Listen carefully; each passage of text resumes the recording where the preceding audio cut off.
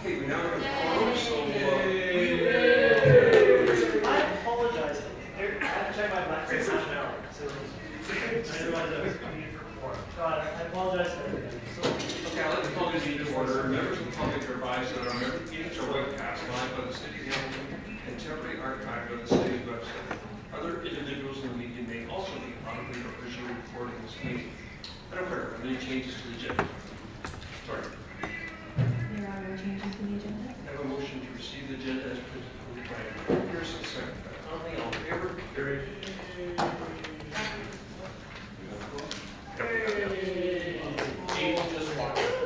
I can Can I have report the blog. order, please? Pass it over. Can I have a motion to approve the minutes of the April 1st meeting? Moved by Conley, second by Vanderbeek. All in favor? Carried. And there is one consent item, which is the changes to the Ontario Public Health Standards Safe Drinking Protocols. Are there any questions on it? Okay, so moved by Johnson, Brenda, seconded by Maria Pearson, that it be received. All in favor? Carried. We have with us today Dr. Ted Mitchell, and I now call upon him, the doctor, to present respecting a bylaw consideration for residential wood smoke. Dr. Mitchell, the podium is yours.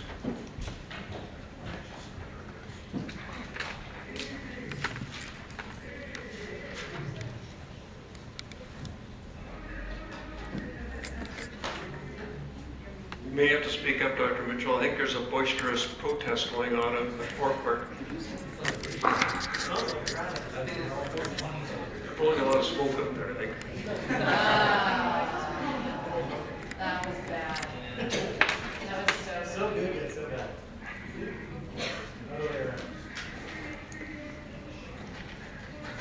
Hello, everybody, and happy 420. Just 1 second, the clerk will turn the microphone on. Is it? Hi. There we go. That's good.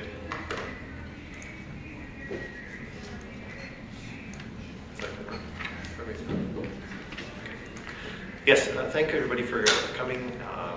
Happy 420. That's sort of ironic about my presentation here. So I am a family and emergency doctor in Hamilton. I work actually mostly outside of Hamilton, however. And I've been always interested in public health items, anything that's kind of slightly outside of medicine. Anyway, I'm going to talk to you about residential wood smoke. If anybody recognizes this, it's the fireplace log on the Shaw cable channel. So you've probably seen this before. And a beautiful, warm, enticing fire.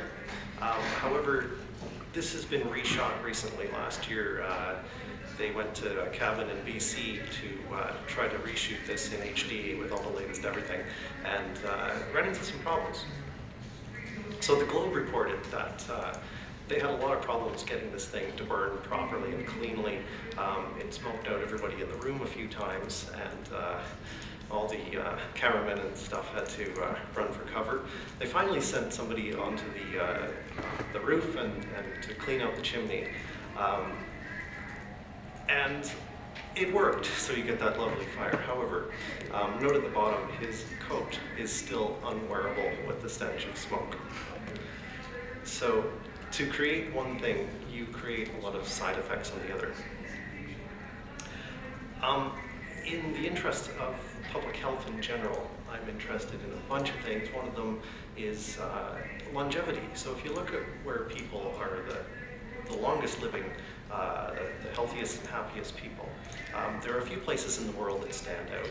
And of these things, if you look in the center there, you notice that there are, vegetarians, activity, etc. But they're not smokers, and they're very socially engaged with the community. Now, social engagement implies respect, and this is where I think our society falls down, and has been falling for the last couple of decades, unfortunately. So before this was even, nobody even really knew what my presentation was to be about. The media got hold of this, and then of course, you shouldn't really rely too much on the comments page or something, but this is from The Spectator. And so these are the kind of things that when you put yourself out as a physician to talk about something health related, this is what you get. And you have to have a little bit of a spine to do this, and I understand why most of my colleagues don't do it. However, the tide is changing a little bit. The Liberal government in Ontario put a regulation in January 1st of this year to restrict smoking on restaurant patios, in public parks, playgrounds, schools, etc. And it's somewhat interesting that we recognize that tobacco is a clear harm in terms of secondhand smoke, but something that is essentially equivalent in wood smoke in terms of the harms is pretty much unregulated, and it's almost like that across the country. So there are other physician groups that have tried to raise some awareness for this. The problem is bigger out west because a lot of people live in mountain valleys that have inversion conditions where the smoke does not disperse, it just sort of builds up, and there's a lot of wood around there, so that's what they burn. But it has been raised by other doctors, and I think slowly there is some education that's happening, but it's really quite a contrast between how we treat tobacco and how we treat wood smoke. So I've done a little bit of personal research in this, looking at some of the source documents. And I don't want to talk about this at length, but in any case, it seems to be, from my reading, that approximately equal risk for wood smoke and tobacco smoke, and other things too, if you're burning dung or crop residue, or coal is actually a little bit worse than wood. But many of the similar diseases happen. Children have a risk of ear infections that's just 2 or 3 times, even if they're within the household, not really an outside effect of smoke, but just in a household that burns wood. Things like pneumonia, lung infections are all considerably higher risk. The risk for women with chronic pulmonary disease is actually possibly higher than that of tobacco smoke, which is interesting. And then there are a lot of miscellaneous effects, not to mention the nuisance effects, not just on quality of life, but nuisance effects on health. Because I can tell you, as a physician who deals with patients, once a person has decided that they're sick, for whatever reason, and they've made a cause and effect relationship, whether it's legitimate or not, it is almost impossible to convince them otherwise. Now, why do fireplaces produce smoke? It's basically a lack of oxygen, and it doesn't get up to the high temperature where it can burn all the secondary products of combustion. So a lot of them go up in the chimney. Some of them deposit on the lining of the chimney, form creosote, and most of it comes into smoke, which is tiny little solid particles of various things. But anyway, if a lot of things that you can do, with these large damp logs, overfill the thing, burn things other than wood, and just let it smolder all night. And this is the main causes of the smoke. You can go to something like natural gas, and one letter in the paper said that everybody's going that way anyway, and they are because it's so cool, it's convenient, and click, and it's clean and lovely. Another way is the certified stove. Now, that theoretically is 10 to 20 times cleaner than a standard stove because of the way it recirculates the gases and burns it hot. However, it's very dependent on the age of the thing, the operator, what fuel they use, maintaining it. So in the real world, it's only maybe about 3 times cleaner than an uncertified stove. But the interesting thing there is look at the size of the wood stove one compared to gas. This is really huge. We're talking like very many orders of magnitude, 1,000 times or more difference. The problems with having a bylaw, I think a lot of municipalities have run into this, are if you just license a certified stove, as many small municipalities have done, they've seen improvements, don't get me wrong, but over time, it doesn't seem to live up to the promise that it did earlier. It's difficult to enforce, potentially, and of course there is the momentum of tens of thousands of years of history. We came from cavemen who fire is really the reason we're here.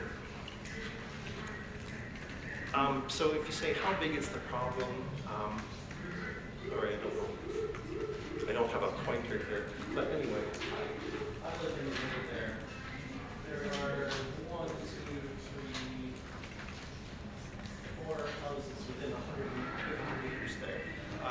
regularly impact this local environment. So if you take the worst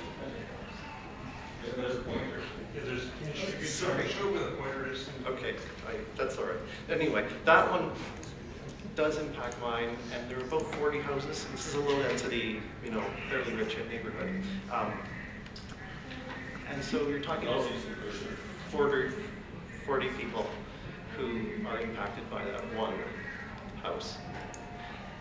So basically, if anybody in that picture is using a wood stove, you know it.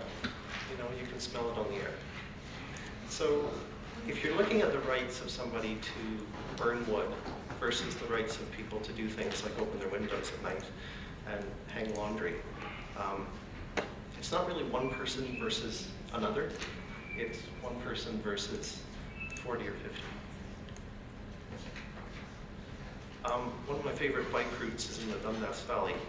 At the end of Artaban Road, there's a bell remaining where there was a camp. And the only thing you can read with the area leveled is this inscription that's fading. It's from the Bible, from Proverbs, I believe, where there is no vision, people perish. Now, thank you so much for signing the document, the Blue Dot document 2 months ago. And it commits the city to clean water, fresh air, safe food, sort of motherhood and apple pie things. But that has to mean something. And I think to do something about this, instead of making, like Ontario, Canada, we have this bad habit of punishing everybody for the sins of a few. And it's very inefficient, and it's very unfair.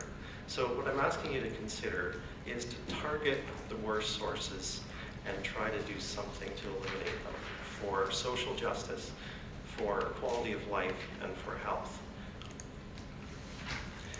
I won't get into the details of what those are because that's in another document, but thank you for listening.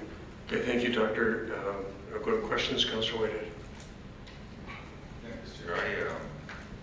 I'm raised in Northern Ontario, having 2 fireplaces, upstairs and downstairs, and probably a much higher number of households used wood and fireplaces to supplement cost of heating the homes, especially with the type of winters that is sustained in Northern Ontario. And burning wood has been a supplement for heat for the dawn of time. So it is a bit of a cultural shift to move people away from that whole philosophy. So when I talked about the urban setting, I did meet with public health several years ago because I had complaints regarding the neighbor and possibly the smoke impacting their neighbors, and whether there's any bylaws currently in place. At that time, there was 0 across the country. Second piece was I asked for, is there any evidence-based information at that time? And there wasn't a lot out there. So I guess that was probably about 7 years ago now that I think I first started looking into this. What has changed in 7 years?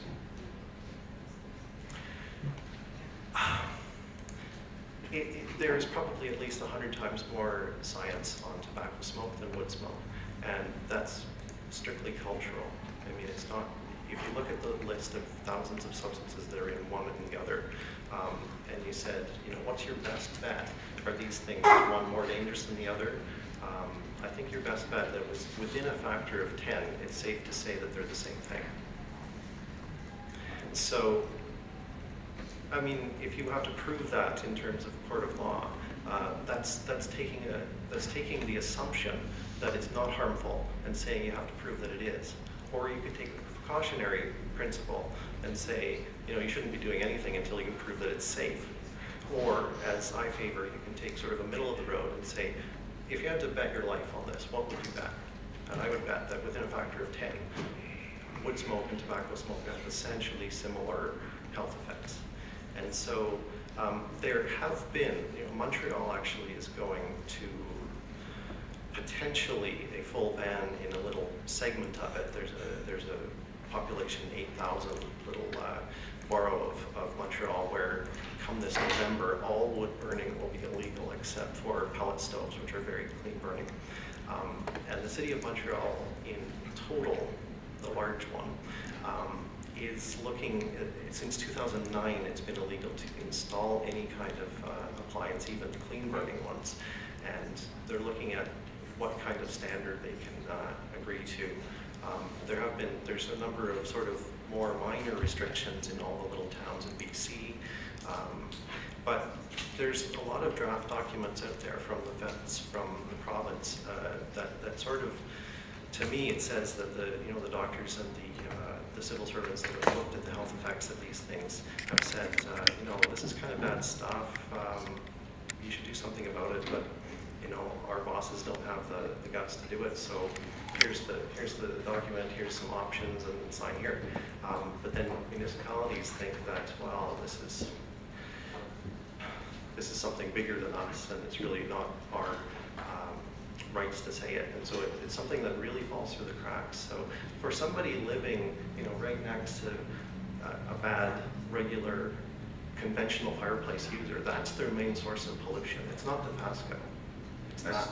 I appreciate it. I think the difference, though, is that with cigarette smoking, there isn't any real benefit other than somebody enjoys smoking versus people that burn wood in their homes are reaping a benefit of reducing the high cost of energy in their home. So I think I don't think you can compare the two from that perspective. That's That's right. why the cultural shift would be much more difficult dealing with a fireplace. Do you know what? That's what people say, but in my neighborhood, I kind of know a lot of these people, and only one of them is doing it for heat. The other 9 or 10, it's on at 7 p.m. It's ambiance. It's only that, and the other one for using wood for heat. It does save you a little bit of money, but unless you're out in the country and have free wood, not a lot. I appreciate that. I met with the fire department, had them actually attend the home that was in question. It was creating a problem with the neighbor to ensure that all the codes were being met in regards to the chimney height, etc. In that case, it was determined it was. So I guess my question to you is, do you see through regulation and building codes things shifting, or are you looking just at an outright ban? They tolerate a whole bunch of stuff. I mean, I look outside my bedroom window and 20 feet away is my neighbor's fireplace, the top of the chimney. And that meets all codes. And of course it would be grandfathered, so there's nothing you can do about that with building regulations. And yet that's a really serious source of pollution. So I think the thing to do, the two proposals are bylaw 2002-283, which is a law in Hamilton right now, has a section 4.2, which means that you can burn anything in your backyard as long as you're cooking with it. And it really it makes the bylaw essentially useless. And so I think that emergency use, lovely. Your power's out, absolutely make a bonfire in the backyard and cook something. But otherwise, you're making it so that dozens, maybe hundreds of your neighbors can't open their windows at night without the smell of smoke. And the cost of air conditioning and electricity, I think that completely blows it out of the water. So that's not a heating problem. You can't make the excuse that that's for heating. It's just totally for ambiance.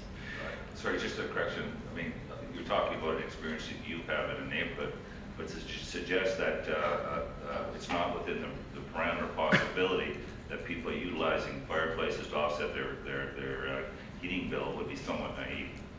Would be somewhat. Somewhat naive to suggest that there are people that do not use their fireplaces.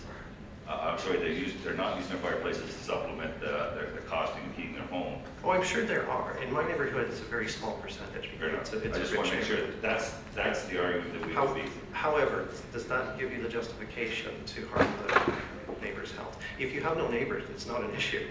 We're not looking to ban anything. It's really just to have the nuisance and health effects of the smoke addressed. I want to be clear that I support something. I get a number of complaints in my own ward. I was giving you sort of context and the cultural shift and challenge that we will have as a council, because if that argument comes forward and they make the case that affordability is an issue and why they do it, it's going to be an issue that will carry some weight in regards to a go-forward position. But I just thank you for at least starting the dialogue. Thank you. Okay. Councillor Jackson. Thanks, Mr. Deputy Mayor. Thanks, Dr. Mitchell. Nice to meet you. Sorry about the initial remarks you received. Welcome to our world, but I'm being a little bit facetious. But anyways, Doctor, unlike Councillor Whitehead, quite frankly, I don't recall that I've received any complaints whatsoever. So I want to make it clear. You're not talking about gas or electrical heated fireplaces or barbecues, Mr. Deputy Mayor, through to Dr. Mitchell, correct? Correct, not barbecues, no. No, or fireplaces that are electrical or gas. No, those are essentially zero emission from the standpoint of human health effects. Perfect. So something like I had in a home on Albion Falls years ago where I had, it's called LOPI, a low-pi stove that stuck out from the fireplace, but I put wood in it, but I was able, of course, to close it, enclose it. Went up through the chimney. That's the type of thing, Mr. Deputy Mayor, through to the doctor, that you're getting at, that you feel is harmful both for the family living inside and for possibly neighbors on the outside? Well, depending on where you draw the line, I think any kind of wood heat is harmful. But showing you the picture of my neighborhood there, if there's the 9 or 10 people who use conventional stoves, they're a big problem, even though the one who uses an advanced certified stove is burning more often than almost all the rest of them put combined. But it's the least problem because it's a certified stove and he burns it fairly well most of the time. So I have to say that when you smell that smoke, it smells like wood. It doesn't smell like ash or creosote or some other kind of toxic stink. You can actually tell they're burning wood. All the other ones are just horrible. They're not as frequent, but they're horrible. You know the romanticism side of a wood burning stove and resorts that allow me to carry on with this I think thought. this is a very important point, Councillor Thank you. Jackson. I thought it was. I won't get into more intimate details, What type of wine? but the romanticism of the wood burning stove, the resorts that my wife and I have been to over the years, the outdoors aspect of it, and for my colleagues who represent rural areas, I can't see how there's going to be acceptance of eliminating the ambiance, the enjoyment, if you will, of the warmth, as well as the pleasant viewing of and being part of the enjoyment of life's experience that way. And all kidding aside, Doctor, through you, Mr. Deputy Mayor, to Dr. Mitchell, any comment on that regard? I'm from Northern Ontario and have burned a lot of wood. Dr. Mitchell, can you get right up to the microphone more? Sorry, yes. Time to hear you. Okay. Being from Northern Ontario, we have a lot of experience burning wood, and I know exactly where you're coming from. And in the true rural areas in Hamilton, I really don't think this is an issue because it's not meant to be, buy this appliance and be compliant with a law type thing. It's a nuisance smoke on your neighbor's bylaw. So if you and all your neighbors burn and you don't care, then that's not a problem. The thing is, if there's one person and 100 people who don't burn in a denser part of the city, then the negative effects of that just vastly outweigh any of the positives. And you can get all the ambiance and stuff with a gas fireplace.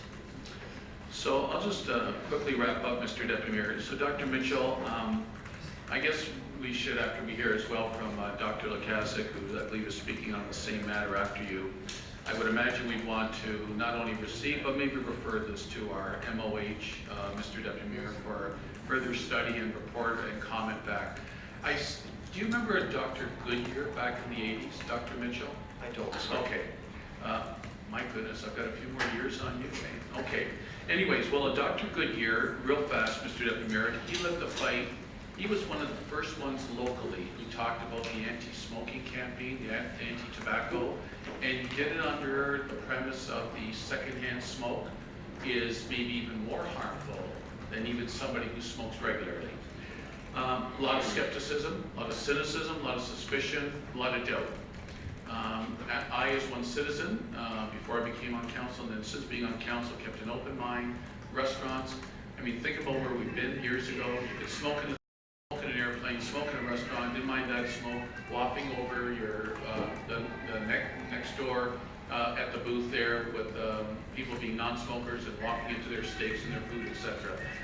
So eventually, tremendous community and societal buy-in against the anti-smoking and against secondhand smoke. I see this, I'm willing to keep an open mind, but I'll be honest, it's not necessarily for top priority for me at this time, Doctor. You're the first one I can recall that's come in to speak on this issue in a public forum, unless I missed it over the years. I definitely need a lot more information. I'd love to have town hall meetings on it, with possibly somebody like you or Dr. Lukasik down the road. I kind of see like the fluoride issue right now, which is kind of like it could go either way currently, and some of us have waited for more statistical evidence in that. So, Doctor, it's, again, just saying sincerely, thanks for coming in. Not high on my priority list. I don't see a major pushback from the constituency I represent, but at least worthy of some more conversation. Okay?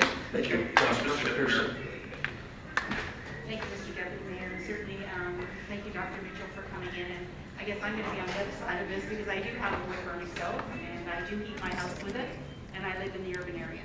And you say that would be very, unequivocal or questionable whether I do or don't heat. I can tell you for a fact that in the fall I don't put the furnace on, and there's been years that I haven't put the furnace on until January, February.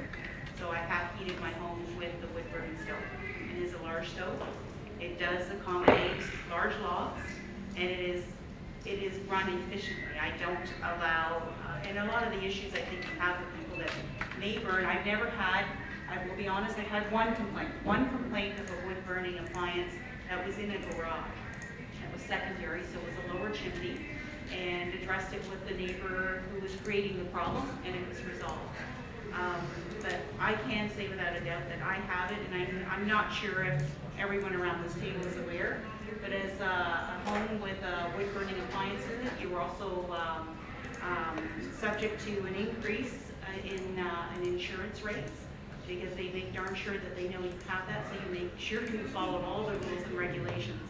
I just wanted to question them because it seems strange when I was seeing the pictures you were showing of, open windows and hanging laundry out. I would say for a fact I don't burn my wood burning stove in the summer. So I'm not sure when that's happening, but I don't see that happening in my neighborhoods. And I would say if I had to drive home today and start taking account of how many wood burning appliances are in my area, there are quite a number. And on top of that, I think we should all be cognizant of the fact that we have an awful lot of ash trees that are coming down now. And yeah, I do have a source of free wood. I have 11 ash trees personally on my own property, and I'm going to be paying to cut them down. I certainly hope that I can use them to burn in my wood stove. But I appreciate where you're coming from, and I don't know if this is directed to staff today, if there's a way of dealing with the issues that create the nuisance, that be the problem, because I've never created a nuisance. I have no nuisance issues in my ward. So I just want to put that out there today, Mr. Deputy Mayor, and I appreciate where you're coming from, because there are some people that just aren't educated on how to make sure that it is working efficiently. So I thank you. Okay, and Dr. Judge, just for clarity purposes, in case this does get referred to staff, just so I'm clear in your ask, you're not asking that we ban all existing fireplaces, possibly a grandfathering. Are you focusing on fireplaces or rear yard fire pits? I think the major thing that to me, sorry, I should not use the word no-brainer, but I think the fire pits in the summer create way more So anything that has no chimney to take the smoke up. Yes, exactly, and none of those are used for heat.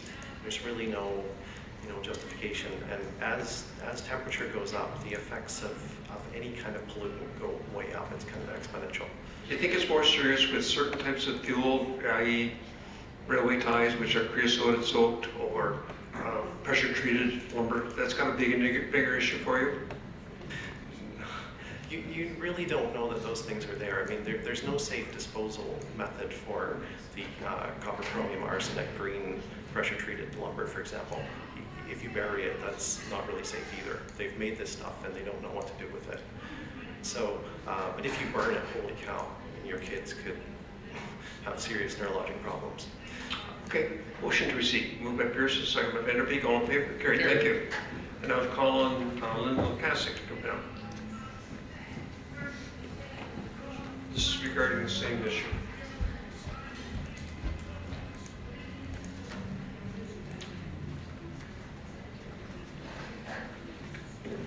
Good afternoon. Thanks, Chairperson Ferguson and members of the Board of Health. I really appreciate the opportunity to come and speak to you today. And I'm really here as a representative of Environment Hamilton to support Dr. Mitchell in the efforts that he's made to raise awareness about the human health implications of burning wood smoke. As you know, my organization has worked for many years now on local air quality issues, you won't be surprised to hear me say. And residential wood burning can really become a serious air quality problem if it's carried out in an irresponsible manner. And I think that's the concern that we have. Dr. Mitchell has highlighted the potential for human health impacts, particularly in residential areas in our city where homes are in close proximity to each other. So we believe that irresponsible burning of wood and other waste materials in a residential setting requires swift attention and resolution from those with authority to take action for the following reasons. The smoke generated by fireplaces and stoves is being released into residential areas where the potential for human exposure is very high. Emissions are often from chimneys or stacks that are generally short and lower to the ground, so 2 stories and often less. And the emissions are largely uncontrolled. You know, a typical fireplace or a backyard shed with a chimney where someone's burning has no pollution control on that stack. And the contaminants can include fine respirable particulate matter, and that's a big concern, as well as volatile organic compounds, PAHs, cancer-causing dioxins and furans, nitrous oxide, sulfur oxide, carbon monoxide, and carbon dioxide. So you may be wondering, what are we hoping you can do about this issue? So there are a couple of specific asks that I have from Environment Hamilton. At the most fundamental level, we'd really like to see Hamilton Public Health raise public awareness about the challenges associated with wood burning, especially if done improperly in populated areas. And I just wanted to point out to you that you really don't have to look far to really find examples of public health departments that have taken action on this issue. And I have a 2-pager that I'm just going to hand to all of you now to take a look at. This is from Halton Region. Madam Clerk, do you want to pass those out?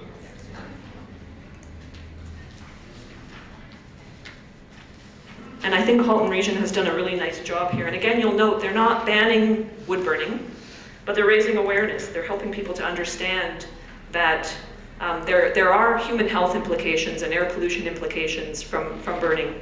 And I really appreciate the fact that they highlight that, you know, if you have wood smoke in your home, there are impacts for you and your family, but they also point to the fact that there are potential impacts on your neighbors as well. So I think the approach that they've used here is one that's worth taking a look at. And I found other good examples. Peel Region has some great information as well. So when you go to the public health section on the website, they've got a whole page with information and resources like this that you can download. So while many will argue that it's only a minority of neighborhoods that are impacted by irresponsible burning practices, and that's true, the reality is that the problem does exist in every community, including Hamilton, even if on a small scale. But as Dr. Mitchell has pointed out, even one problem on a small scale can impact a lot of people. And I should say that after that recent media coverage on this issue, Environment Hamilton heard from a number of Hamiltonians. I heard from 4 people who I talked with who shared with me their ongoing struggles with irresponsible burning in their own neighborhoods. And all of them expressed concerns about the impact on their health and the health of their family, the inability to open windows in warm weather because they were having experiences with burning happening year-round. In one instance, even in the wintertime, the smoke was so bad that kids weren't going outside to play because of the smoke. So here's the challenge. People who were experiencing these kinds of impacts, and I would emphasize from situations where it's irresponsible burning, people just not doing the right thing, either because they're not educated on how to burn properly or not doing proper maintenance. The people being impacted had an incredibly frustrating time getting any relief. And the one gentleman I talked to told me in detail a story that went on for months and months to the point where it was several years before he did see any relief. And it wasn't an easy process for him. So I just want to give you a quick sense of generally what seems to happen when people are faced with a problem like this. And I'll be honest with you, I'm speaking from personal experience as well, because I've struggled with this issue in my own neighborhood. So a neighborhood could be burning regularly, year-round. In my case, it was in a back shed. And based on smell, you wonder whether they're burning wood all the time or other things that they shouldn't be. And if you try to talk to your neighbor and get the problem resolved and you see no relief there, you have to start to look at other ways that you can see the problem resolved. So you might call the city to ask whether anything can be done. And often, if you call the general line at the city, you'll be directed to the fire department's fire prevention program. And they'll ask you questions to find out whether it's outdoor burning that's happening, because you do have a bylaw that speaks to that issue. But when they are told that the issue is indoor burning, the best advice that they give is that you call the fire department when the smoke is really bad. So if you do that, the fire department sends a truck to talk to the neighbor. And I've been told that generally the practice that happens then is that the firefighters will look at what's being used for burning. They'll make sure that it's to code, and if they're good and thorough, hopefully they'll be asking questions about a clean wood pile. But often they don't do anything more than that. So you're left potentially with, even that same day, the burning continuing. Some people contact the Ministry of Environment and Climate Change because they figure it's an air quality concern. The ministry may send someone to check out the situation, but I can tell you it's pretty much the same sort of challenge to get them to act on these sorts of residential smoke emission problems as it's been to get them to act on visible industrial emission problems. It's not a straightforward, easy solution. So I guess the second ask that I would like to make to the Board of Health is that, fair to say we believe that the current system is broken when it comes to swift resolution of the extreme problems. So our second request today is that the Board of Health initiate an effort to bring the various players together, including representatives from the city's bylaw department, public health, the fire department, and representatives from the Ministry of Environment and Climate Change, just to gather around the table and talk about this issue, and the role that each entity plays in responding to community calls regarding irresponsible burning. And we're hoping that maybe a better understanding amongst all players could only help and result in better approaches on the ground. Because again, I would say for people who are being impacted by this, it's not a fun situation. And I would add here that if we as Environment Hamilton could help in any way, even in just sharing the stories that we've heard, we'd be happy to do that as well. And I envision, the outcome of a stakeholder gathering like this would be even just a simple step-by-step protocol or guidance for community members, so that when they're encountering this kind of problem, they know the kinds of observations they should be making or questions they should be asking, and they know who to call, because right now it's a huge problem for people who are faced with this situation. So just quickly in closing, I want to say please consider the need for public health to develop some effective public outreach materials on residential wood burning. And I think there are some great examples out there, so you wouldn't even have to reinvent the wheel. And then additionally, please consider enlisting public health to facilitate a coming together of the various players to discuss each other's roles when responding to this problem and figuring out a better way forward. And please, do this for the sake of those who find themselves struggling for months and sometimes years with this problem. And even if they are a minority of people, it's a challenging problem for them with potential health implications. Thank you. Thank you. Councilor Wade. Thank you, Linda. I think the first start is to deal with the open wood burning in backyards in an urban setting. I think the loopholes, if you're cooking on it, with all the options you have to cook outside, I'm not a big fan of the open wood burning. And often, I know you get a lot of complaints in my ward. Often, when the fire truck shows up, they throw a hot dog on just to justify the wood burning. So it's not an effective file currently in any space. So that would be a first place where I'd be prepared to start the discussion. I have had complaints 7 years ago on Cranbrook. I had the same process you talked about. I brought the fire department in to make sure everything's to code and so forth. And one of the things the fire department told me is that more efficient burning could help facilitate this issue. So I don't think we have regs on inspections on chimneys and fire sweeps and those kinds of things that could help to some degree. I mean, obviously not eliminating it, but every step towards a healthier burning of wood is best for everybody. So the reason why I asked the doctor earlier about looking at regulations, it wasn't about eliminating, but it was about tightening the rules around wood burning in the context of fireplaces. The other issue that you didn't address, and I'm glad Councilor Pearson mentioned it, I got chronic burners that are going out picking up all the ash tree woods that are trees that be taken down and chopping up and bringing the wood to the yards. Well, I mean, now I got issues where you got homeowners that are taking the wood and basically on both sides of their budding lots are all this wood storage, and of course with wood storage it creates a rodent issue, it creates other problems for the neighbors as well. So there's another issue that no one's really talking about, and that is how the wood is stored, how much wood can be stored legitimately without impacting on your neighbors. So I think that's another area of regulation we need to consider. So thank you very much. Councilor Jackson. Thanks, Mr. Deputy Mayor. Thank you, Dr. Linda, for coming in. I think your two requests are reasonable. I'm happy to, after we receive her presentation, Mr. Deputy Mayor, move the information outreach, similar to what Halton has, pending, of course, our MOH suggesting otherwise, and or that they may already be doing something similar, and the all players type of conversation around the table. I think that's prudent. I think that's a good starting point as well. Dr. Lukaszuk, I see here with Halton, they do not currently have a bylaw regulating indoor wood burning. In spite of the great outreach, do you suspect that's because the outreach is effective and getting desirable outcomes? Or do you feel there might be some timidity with the regional government from doing that last more enforcement step? Through you, Mr. Deputy Mayor, please. Yeah, that's a good question, and I thought that there were elements of their handout that were pretty strongly worded in terms of raising awareness about the dangers of wood burning.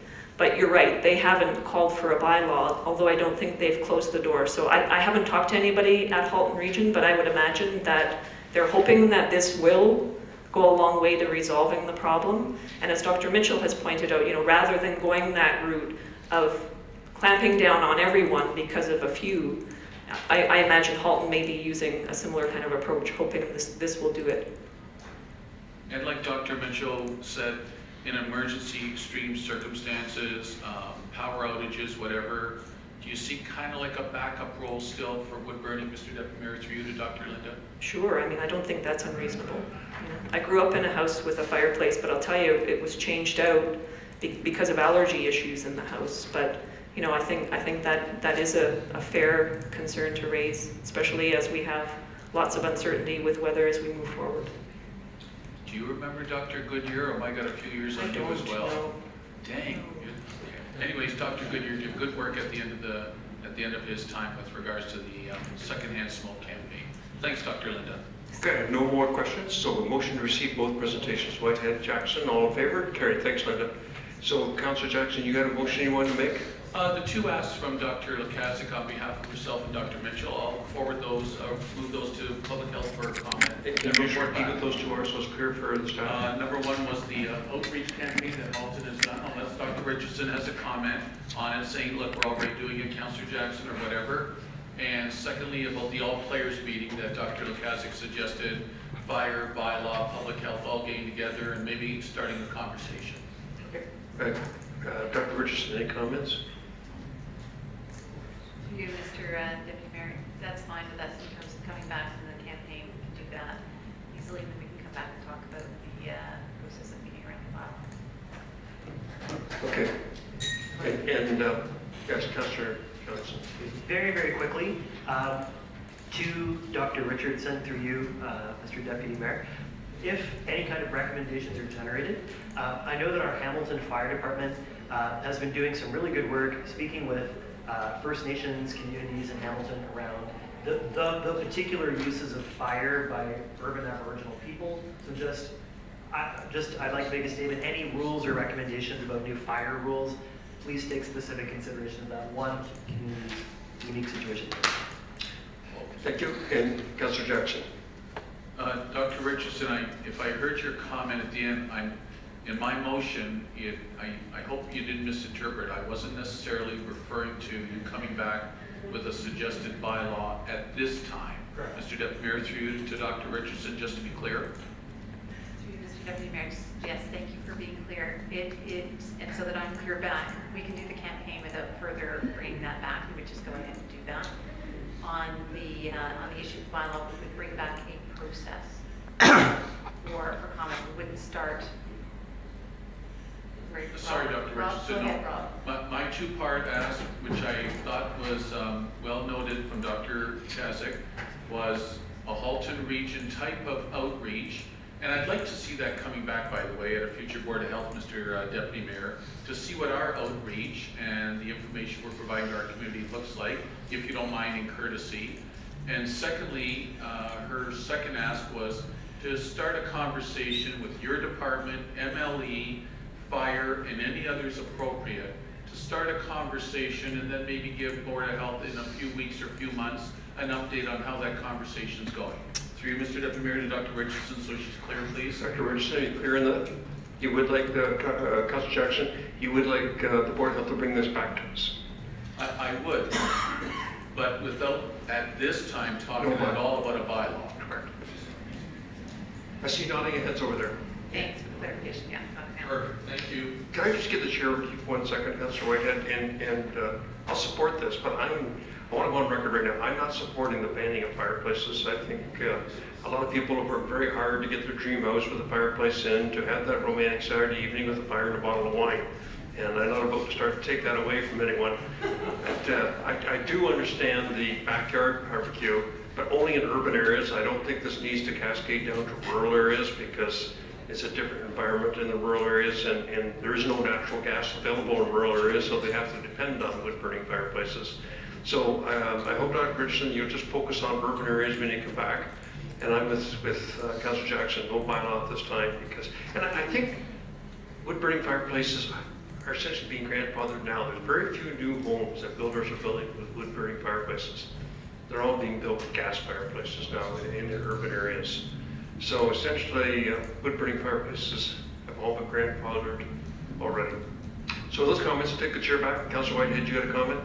Yes, just a couple things. One is, I'm not sure if it's, in practice, I agree with you, but if a homeowner requests specifically for a wood fireplace in the new home, the question is whether or not it's prohibited under the current rules, and I think it is. I don't think it is. Well, that's what, okay, so that's why I asked about the building code, because I don't mind grandfathering what's there, but moving forward, we could prevent more wood fireplaces being built in an urban setting. I can support something along that line. I just don't want to take something away from somebody that's had and spent big money buying a home, and one of the attractions was that particular amenity. The other piece I would ask for public health and maybe see how we have the planning with bylaws, is I'm getting a little concerned about the number of houses, because again, the amount of trees we're taking down and available wood. There's a lot of hoarding going on in regards to wood, and I don't know what the rules are in regards to how much you can put in your actual on your property.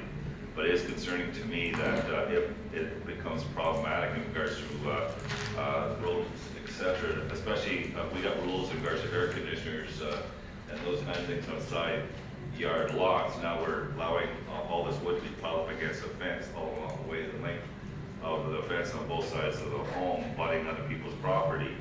It's creating, again, an issue and concern with those abutting properties. So I wouldn't mind them looking at that and seeing if there's for regulations, but it's an information report if other communities are doing anything to address that issue. Okay, no more speakers, so it's been duly moved and seconded. All in favor? Carried. Opposed? The motion carries. I'd like to move on to 7.1, which is the Board of Health orientation. I'd like to call on Jennifer Hall, Business Initiatives Lead, and Jen Pickers-Manson, Program Manager, Reproductive Health and Early Identification, to provide the next presentation on our Board of Health Orientation Series, Ontario Public Health Standards. Welcome, ladies.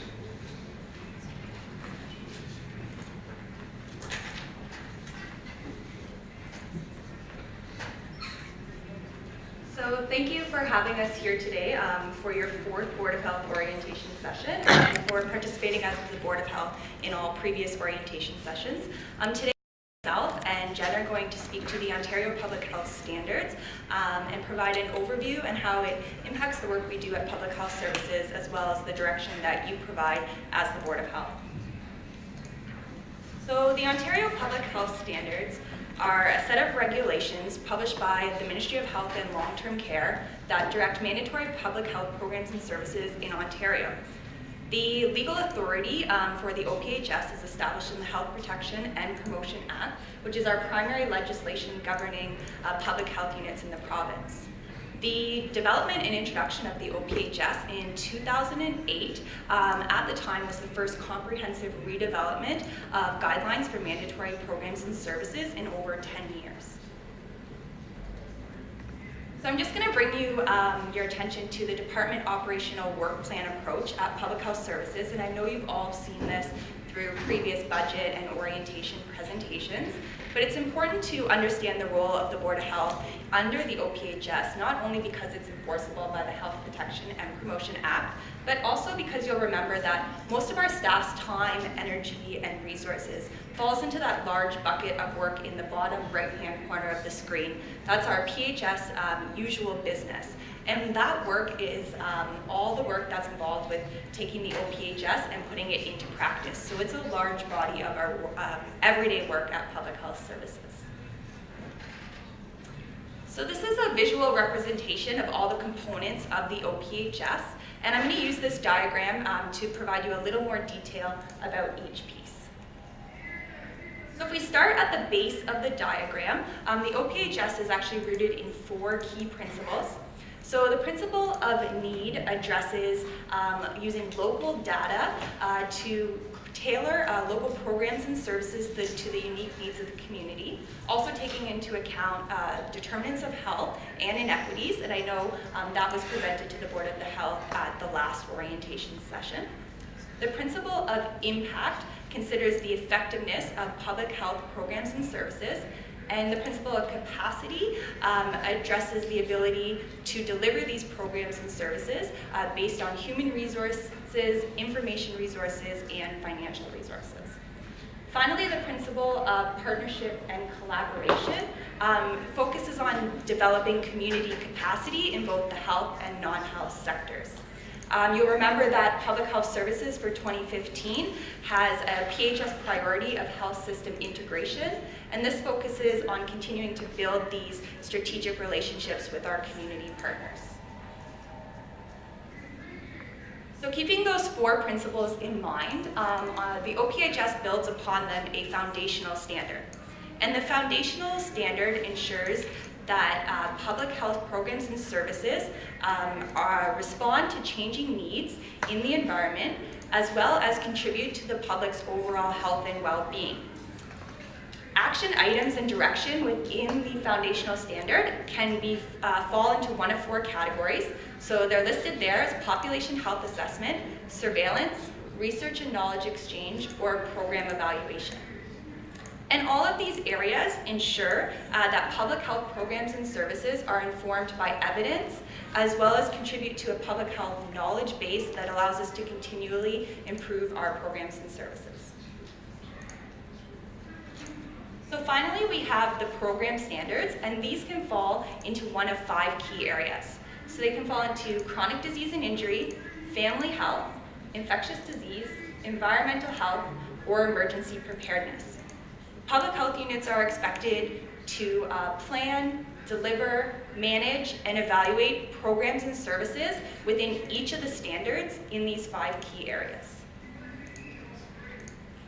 So if we take a little deeper look at each of the standards, each standard is comprised of a goal, societal outcomes, Board of Health outcomes, and requirements. So the goal statement for a standard is the broadest or highest level of results to be achieved. So for example, if we use chronic disease prevention, the goal statement is to reduce the burden of preventable chronic disease of public health importance. So each standard also identifies societal outcomes that are intended changes in either health status organizations, systems, or environments as a result of the work that's done within the standard. Each standard also has a list of Board of Health outcomes that are a result of the endeavors by the Board of Health. And this can be intended changes in attitudes, awareness, knowledge, or again, environments and policies. And finally, each standard has a series of requirements, and these are provided with the most detail and have specific statements of action. So in order to provide greater direction to operationalize the OPHS, protocol documents were developed, and these are program and topic specific documents, and they help to standardize services across Ontario. Some of the protocols also have additional guidance documents that can further support service delivery. So all of the components of the OPHS, including the protocols, are enforceable under the Health Protection and Promotion Act. Some guidance documents are also enforceable as well, whereas others are just additional information for service delivery. So I know you won't be able to see all the information on the slide here, but this is a snapshot of the Family Health Reproductive Health Standard. And we just wanted to include this as we wanted to show how complex a standard could actually be. So this standard goes well beyond what is shown on the screen. There's actually additional Board of Health outcomes, 7 detailed requirements, and 2 supporting protocols. So given that level of complexity, I'll let Jen explain to you how we actually put the OPHS into practice at Public Health Services. Thanks. So as Jen suggested, I'm just going to give an example of what the protocols and standards look like when they come to life in relation to the Family Health Program standard of the Ontario Public Health Standards.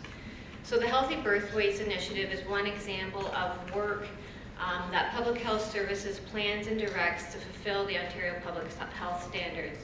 You can see here on the screen, the goal of the reproductive health standard is to enable individuals and families to achieve optimal preconception health, experience a healthy pregnancy, have the healthiest newborn possible, and be prepared for parenthood.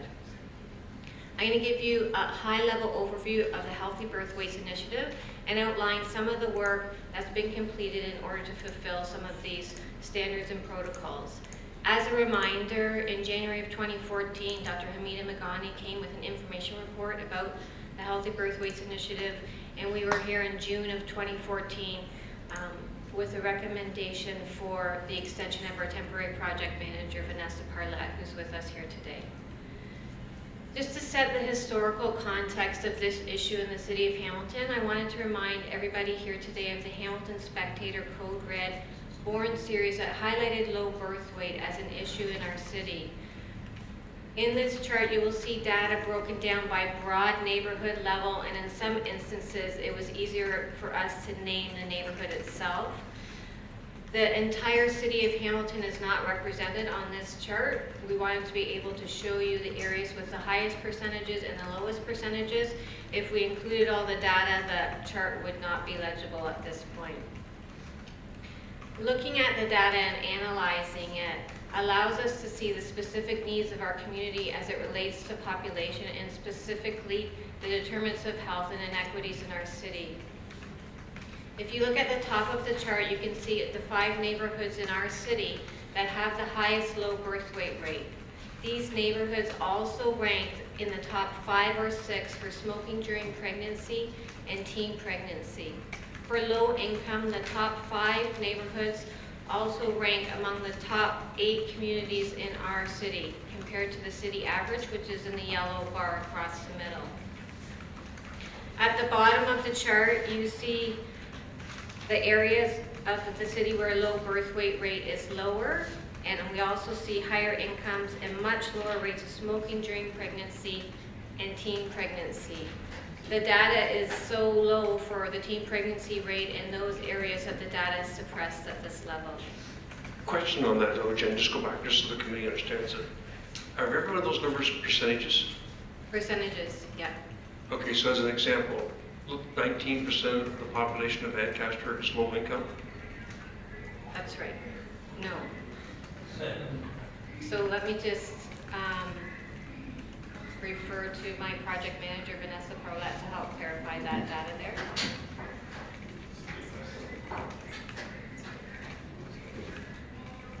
Through you, Mr. Chairman, those are actually rates per 1,000. Does that clarify? No. Yeah, maybe the rest of the committee does. I'm just trying to get this clear for the committee because I'm not So- trying to ask personal questions. I'm trying to ask on behalf of the committee. So rate per 1,000.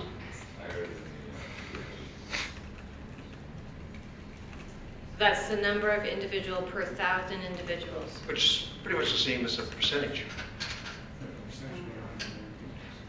It's the same type of information, so not, The percentage representation would be a representation of the entire population. Oh, sorry, I'll let Jessica speak. you. I'm Jessica Hopkins, one of the assistant medical officers. Can you get right up to the microphone because you can't hear Yeah, you? sorry.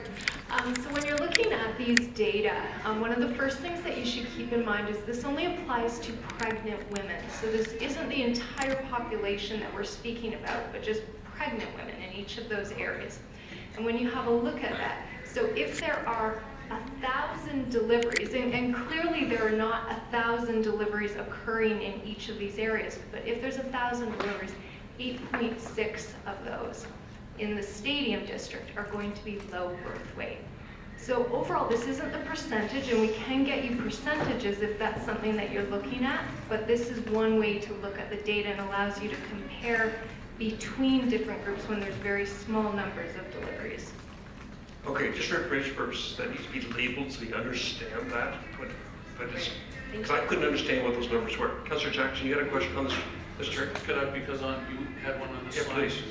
So I don't understand why certain geographic areas of our city were left out. Dundas, Stony Creek, Bimrock, West Mountain, Central Mountain. I don't understand why. Somebody explain that to me, please. Through you, Mr. Chair, to answer your question, we do have data broken down by the entire neighborhoods in the city of Hamilton. To present it on one chart would be illegible up on a slide. We can get that data for you. I just wanted to highlight why low birth weight is an issue in our city to provide the historical context for this issue. I appreciate that, but how do I compare that with the areas you've left out? I appreciate you're saying, Councillor, if I put it all on there, it'd be so tiny you wouldn't be able to read it.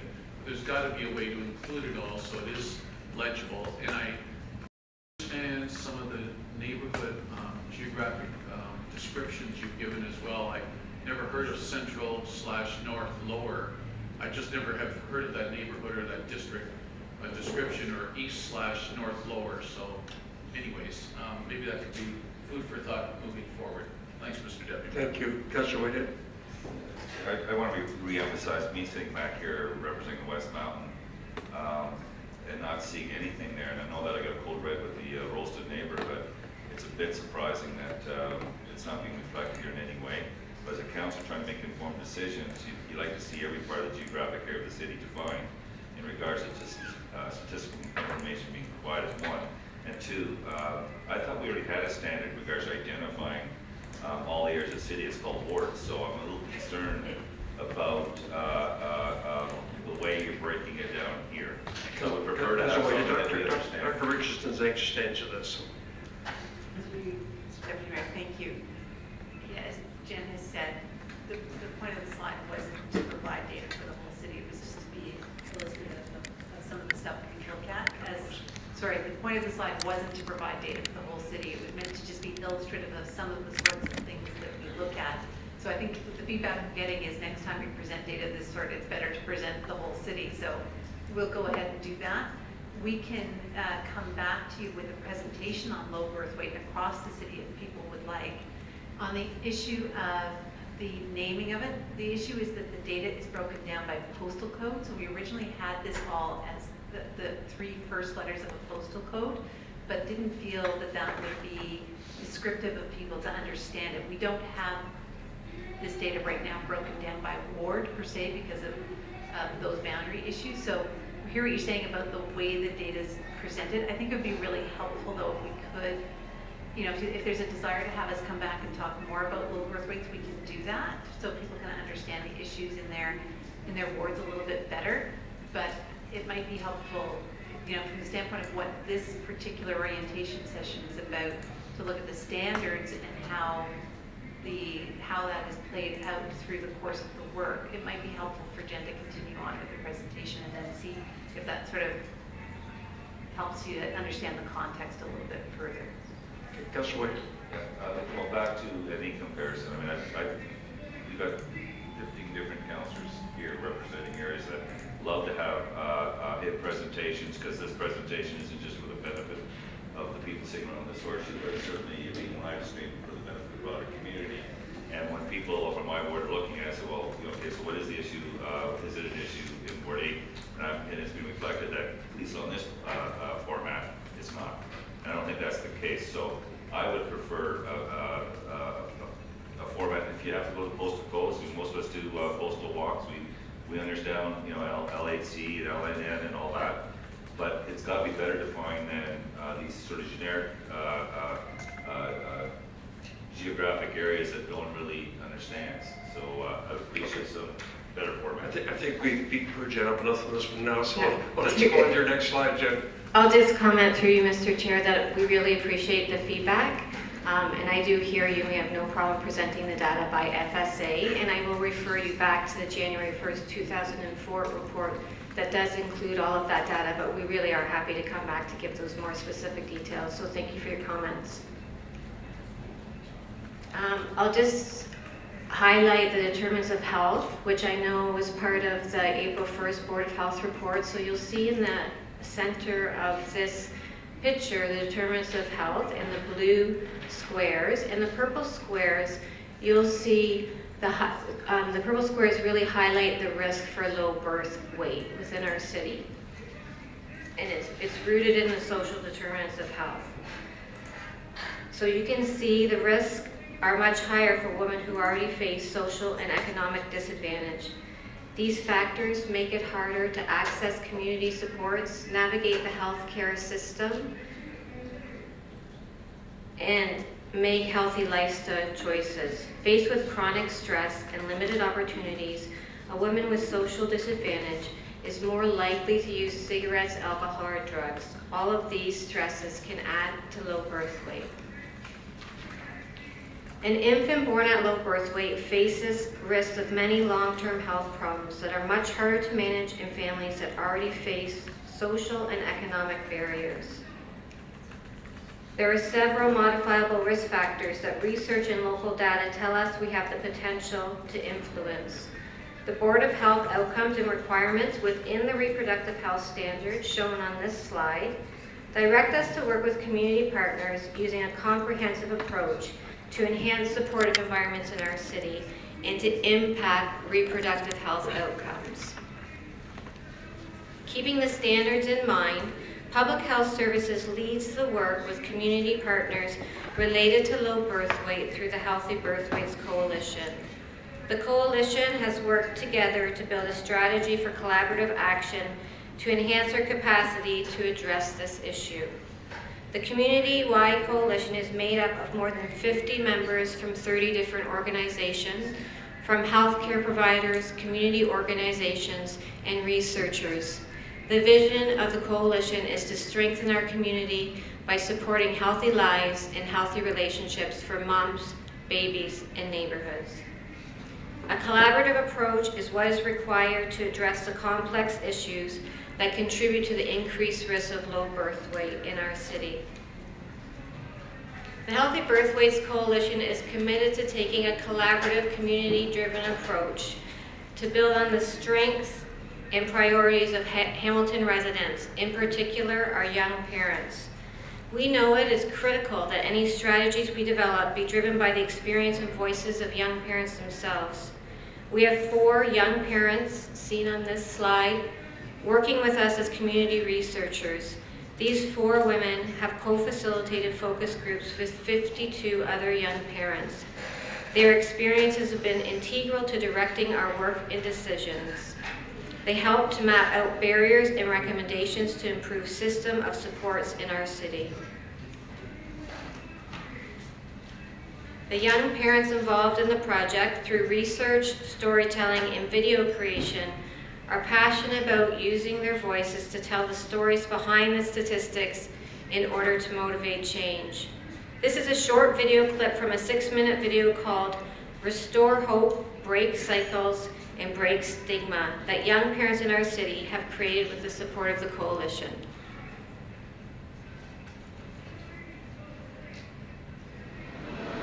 When I found out I was pregnant, I was 16, 14, I was 18. 17.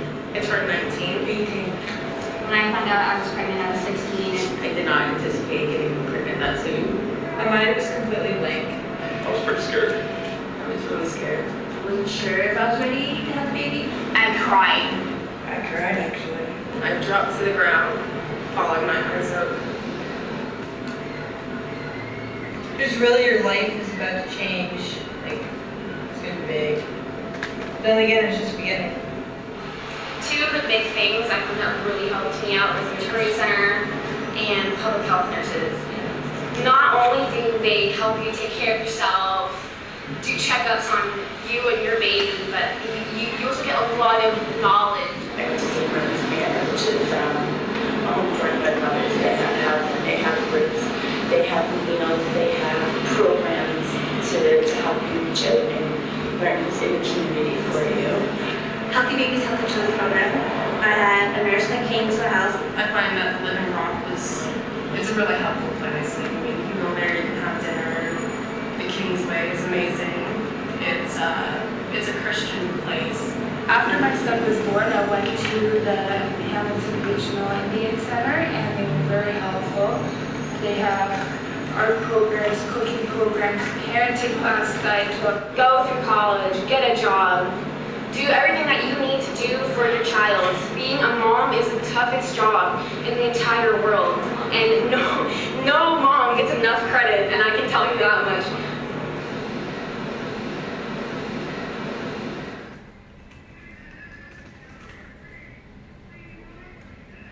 I'll just let you read that slide because I think it's pretty compelling and it speaks to the passion of our young parents.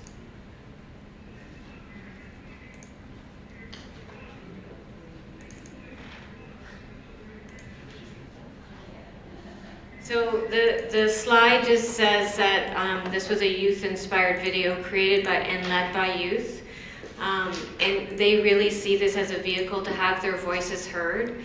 They have been inspiring in coming out with us in the community and sitting around the table with us with stakeholders and key community partners, and really I think they've been the glue that's made us all move together on this coalition in addressing this issue.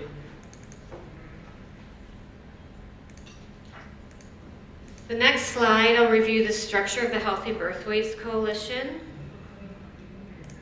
So the coalition is central and acts as an advisory body. It's at the center. The 3 circles at the top represent 3 action teams or work group that include membership of the coalition to work on current prioritized projects. So you can see there, we've prioritized professional education action team, care pathway action team, and smoking cessation action groups. Both the coalition and each of the action groups have developed project charters and project plans that outline specific activities to help us reach our goals. The base of the diagram represents Public Health Services leadership and internal collaboration. Our project manager, Vanessa Parlett, who we've heard from today already, is with us and has been essential in leading this work and leveraging $235,000 in grant funds. Although Public Health Services has been integral in obtaining grants, the funds are administered through our coalition agencies to support services and activities to improve outcomes.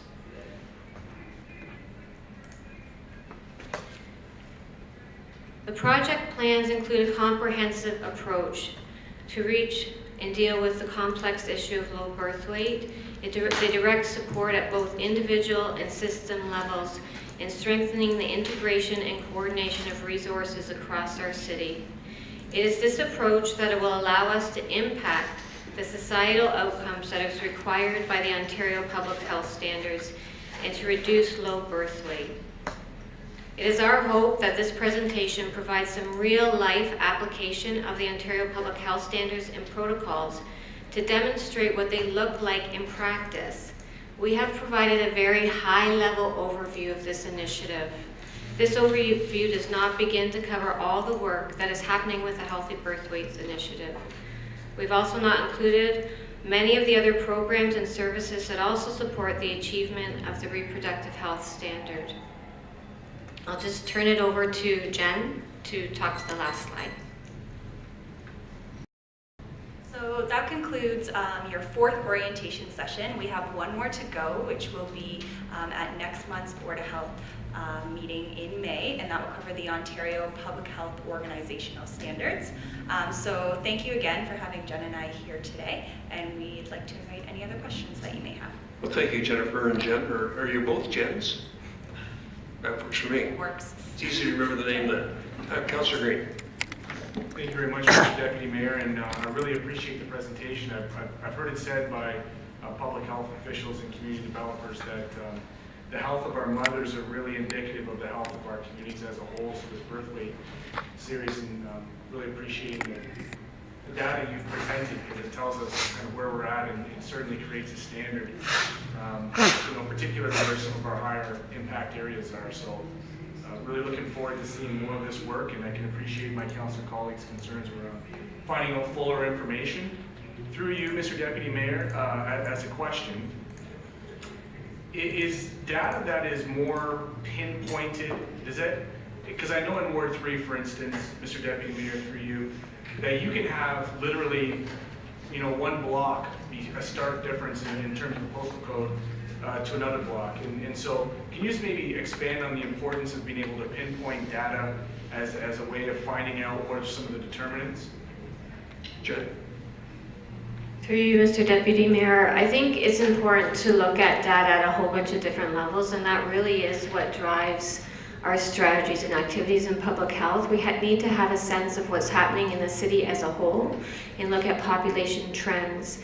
In order to determine our areas of focus and the first steps that we need to take, it's important to look at data at a lower level, which can sometimes be at the neighborhood level, and it can sometimes be related to a particular health issue. So it's these both sets of data in combination with research and the voice of our community who are living the experience that helps to direct the strategy. So to answer your question, it's really important that we're never only looking at one thing to drive our strategies, but that it's a comprehensive approach, because the issue is so complex. If we only ever tackle it one issue at a time, we'll make very limited progress. Certainly can appreciate the complexity of the challenges, particularly as it relates to issues like poverty and environment. So I do appreciate that, and certainly look forward to following this along. My hope, Mr. Deputy Mayor, is that 4 years down the line, we can revisit this orientation and see that somehow, through some of our local strategies and our local policies and local investments, that we've been able to move the needle a little bit on this. So thank you very much for the presentation. Thank you. Councillor Whitehead. Thank you. Councillor Green wasn't here when this whole discussion started. But I recall when, long before I was a councillor, I was working in the North End with the North End Community Clinic with Master University, who has done a lot of work in compiling data, as well as St. Joe's Hospital to look at programs, identify clusters, and I think the three key areas was environment, nutrition, and genetic. Am I missing a category there? Yeah, as I said, the low birth weight issue is complex, and it's rooted in the social determinants of health. Just looking at our local data and how it maps, we're highlighting smoking during pregnancy and teen pregnancy as two modifiable risk factors to start to tackle the issue and engage in some particular strategies. There is certainly evidence to say that maternal weight gain during pregnancy is an important predictor of healthy birth weights for children. So you're right in identifying that there are other issues that contribute to low birth weight, which will be part of our multi-year strategy moving forward. Okay, so and I guess I'm trying to understand the breakdown, because I raised this before, and I came from a household I was a twin, and I was a smoking household, and I came from a community in which I talked to the doctor that delivered both the babies, and it was a high smoking community in Northern Ontario, and I can tell you that it was just the opposite. It was not an issue of low birth weight babies in that community by any stretch of imagination. And Dr. McMillan attested to that. So the question becomes, there are other factors here too that play into low birth weight babies, and I'm not suggesting that what you're doing isn't a good thing, it's a great thing. But there are other issues around nutrition and possibly even genetics is what was raised by, in the past by Mac even. So trying to understand what role and how much of that is being dealt with. Does that understand this issue? Through you, Mr. Chair, I think what we're doing, or I know what we're doing, is we're addressing the issues that are most prominent in our city right now, and that has to do with smoking and teen pregnancy. And I appreciate that that wasn't your experience in terms of weight gain, but we do know what the trends indicate, and certainly our local data indicates smoking during pregnancy does directly impact the birth weight of children, and it is a modifiable risk factor that we have the potential to influence. And I appreciate that. I think the example I used was a whole community where there wasn't any unemployment. There was good high wages, so people weren't starving. There was no poverty. But certainly at that era, in the early 50s, smoking was a predominant thing in small isolated communities. And yet, the evidence didn't bear out in regards to low birth weight babies. So it's always been a challenge for me to accept that that is the only cause, although it is an issue. I just don't want to ignore the other side of this, and that is the nutrition side. Yeah, thank you, through you, Mr. Chair. I appreciate those comments, because what I hear you saying, I think, is that it's a complex issue, and you're recognizing how the social determinants of health interplay with one another to impact the health of our community. Yes, thank you. Thank you. Councillor Khan. You talked about goals that you're trying to obtain, but how do you know when you reach these goals? Is it every year you do another comparator, or over 5 years, or how do you know if you're really, the weights are getting better, for instance? Yeah, I think that's an excellent question, through you, Mr. Chair. We do monitor our data on an ongoing basis to see what's happening with our smoking rates and our low birth weight rates in the city of Hamilton. In addition to that, you identified or questioned or asked about the goals. We do have a whole list of goals. Again, we'd be happy to share these with you with an information report, but the goals are really specific. And so we have process goals, which talk about the collaboration that needs to happen with our partners in order to achieve this. Outcome goals, which identify targets for smoking rates that we're hoping to achieve with pregnant women, and societal goals, which has the long-range plans of looking at our low birth weight rates across our population over the long run. Yeah, I know you have the goals, and they're good goals. I just don't know how you evaluate the goals. You say every July 1st, you compare all your stats for the year and see if we're going up and down or sideways. Is that how you do it? So you can have a black and white comparison? Yeah, through you, Mr. Chair, yes, we do monitor our stats quarterly. And in-house in Public Health Services, we have applied research and evaluation that provides those stats to us so that we can look at them. In relation to healthy birth weights, we have set some targets for December of each year to give us an opportunity to go back to the targets we set as a coalition to see how we're doing and to see if we're impacting change. We're doing really well in terms of our process outcomes. This summer, we're just about to pilot a care pathway, which works towards system integration in our city, and we'll be piloting at the MAT Center. So we'll be monitoring our targets closer to December when we see that roll out across the city. Thank you. And low birth weight, some of that's hereditary, isn't it? You just, parents or the mother always has low birth weight. I mean, I've got 2 grandson kids. They're less than 5 pounds, both of them. And they're perfectly healthy and nothing wrong with them. And they don't smoke, and there's nothing in there that would trigger anything. I think they're normal for her. But is that incorporated, or you just want to, Through you, Mr. Chair, I think it's hard to answer that question because you're right. Small people tend to make small babies, and big people tend to make big babies. And we certainly base the definition of low birth weight as a medical definition, and there's a criteria. So it's based on the trends, considering weights and averages of families. So there are multiple things that you look at when we're considering low birth weight babies. Is it a term baby? How is the child doing growth and developmentally? So I'm happy to hear that your grandchildren are healthy. Thank you. Thank you. Thank you, and I have no more questions, so thank you very much, Jim, for the presentation. It was obviously very informative because it stimulated a lot of questions. So motion to receive, moved by Councillor Pearson, second by Councillor Green, all in favor?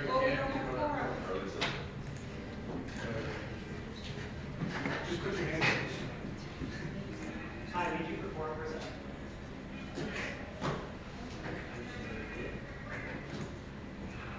You just gotta put your hand up. So all in favor? Carried. We'll now move on to item 8.1, and is there any discussion regarding 8.1? That's great. This is the report. Yes, it's on the port fuels and it's the information. Certainly lots of questions I have on this one. I don't know if staff will be available to answer them, or if we'll be having a presentation on their findings. A presentation on their findings at all? Was there a presentation on their findings, or somebody that would like to start the this? Mr. Deputy Mayor, no, we weren't planning to do a presentation. There was a presentation that occurred at GIC, and then this was an information. Okay, I do have some questions, and I hope you will indulge me. You are seated, so it might be like you're up here. So through you, Mr. Deputy Mayor. Would you like Dr. Richardson to come to the podium? I don't know if that's, I do feel a little bit rude up with my back to her, but. I think she's okay with that. You're okay? You don't have to see me? Okay, that's fair. So, through you, Mr. Deputy Mayor, to Dr. Richardson, I do have a couple of thoughts on this report. I did get a chance to read it, and do thank you for the nature and the variety of eyes that you've had on this. But I do have some questions because there are some inconsistencies based on the reports that we had last week. So, the first question is, can you confirm that this public health report is based off of self-reported data as provided to you from Conestoga Rovers Associates on behalf of Port Fuels Materials Incorporated? Is that correct? Through you, Mr. Deputy Mayor, I'm going to ask Jessica Hopkins. She's the Associate Medical Officer who's doing this work. Yeah, get right up against the microphone. So through you to the appropriate staff. I think they heard the questions. I think they have an answer for it. Yeah, so through the Deputy Mayor, some of the data that you will see in the report, which especially in areas where it says a date and personal communication, so we described the process where we met with the proponent as well as with Conestoga Rovers who produced the proponent's report. In order to do that, and I believe Mr. Pickfield, external legal counsel, discussed this at GIC, we had to sign a non-disclosure agreement in order to review certain information. And so some of the information that's included in this, we are not able to describe in further details because of the non-disclosure agreement we needed to sign. I can appreciate that answer through you, Mr. Deputy Mayor.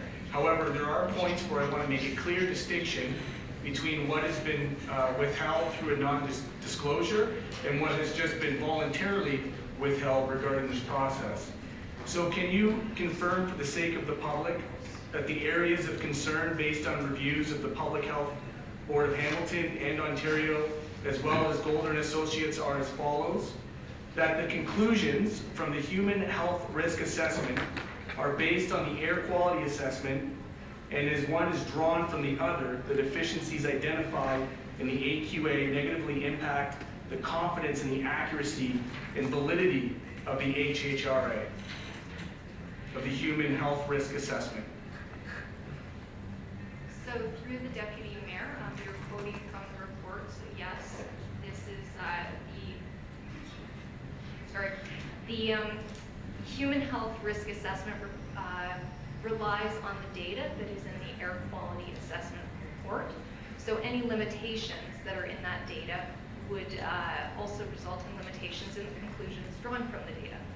Because I am saying this, that we have the fortune in in these public health board meetings to provide additional information to the public who may or may not have access to these reports, and so I will be going through some of this stuff point by point, so please bear with me. So further, the proponent did not assess the unintentional potential health equity impacts on the local community, and that is your recommendation that a health equity impact assessment would further contribute to a better understanding of how this project could disproportionately disadvantage the health of certain groups in Hamilton residents. Is that correct? So through the Deputy Mayor, as the report describes, Public Health is recommending that the proponent undertake a health equity impact assessment. So it's an interesting carryover, Mr. Deputy Mayor, through you to the staff, that given the presentation we just had around some of these key determinants of health, that this could be a vital key link from a data perspective to be able to really understand the precautionary principle of this type of endeavor. Through you, Mr. Deputy Mayor, is that fair to say to staff? That there could be linkages here of key determinants of health without such an analysis?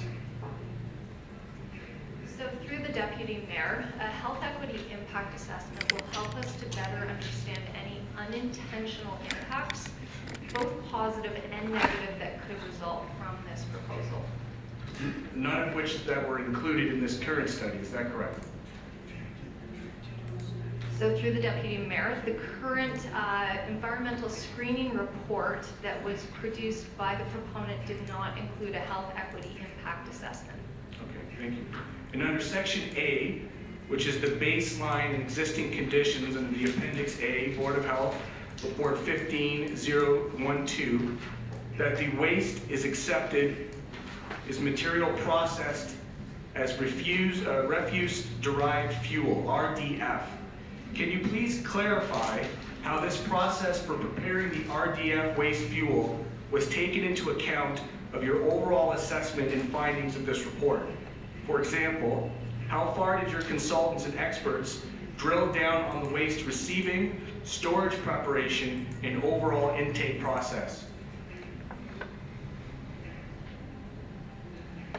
So through the Deputy Mayor, the consultants reviewed the information that was provided to them through the environmental screening report by Conestoga Rovers, the consultants for the proponent. In terms of going in further to it, there was discussion at some of the meetings that followed as a result of the concerns that we had, that we shared with the proponent. However, I don't believe I can go into detail because some of those are covered by the non-disclosure agreement.